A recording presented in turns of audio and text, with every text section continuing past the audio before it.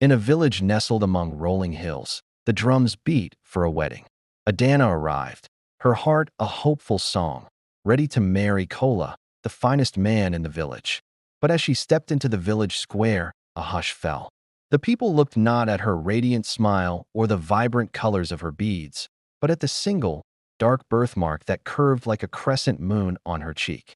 Whispers slithered through the crowd like snakes in tall grass. "She is marked," they murmured. "A bad omen." Kola's mother, a woman with a face as hard as fired clay, turned her back on Adana. "My son will not marry a curse," she declared. Rejected and shamed, Adana was given a small hut at the edge of the village, far from everyone. Her dreams turned to dust. The children were forbidden to speak to her, and the women would cross the path to avoid her. Loneliness became her only companion. Yet, Adana did not let bitterness take root in her heart. She tended to her small garden with care, growing the sweetest yams and the plumpest maize. She would sing soft melodies to the birds, her voice carrying a sorrow that was beautiful and pure.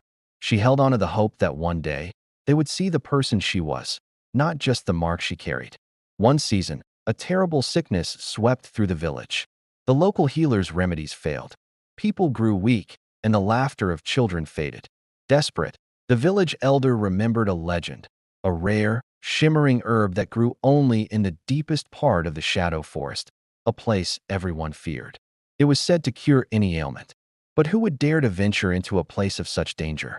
Hearing the cries of the sick, Adana knew what she had to do. Under the cover of night, with only a small lantern and her courage, she entered the shadow forest. She faced thorny bushes that tore at her clothes and strange sounds that chilled her bones. After days of searching, she found it, a patch of herbs glowing with a soft, silver light. Carefully, she gathered them and rushed back to the village. She brewed a potent tea and, starting with the sickest child, she administered the medicine. At first, the villagers were suspicious, but as the child's fever broke and color returned to their cheeks, hope sparked. Adana worked tirelessly, day and night, until every single person was healed. The village, once silent with sickness, was now silent with awe and shame. Kola's mother was the first to approach her. With tears in her eyes, she knelt before Adana. "We judged your skin," she said, her voice trembling, "and were blind to the beauty of your spirit. Can you forgive us?"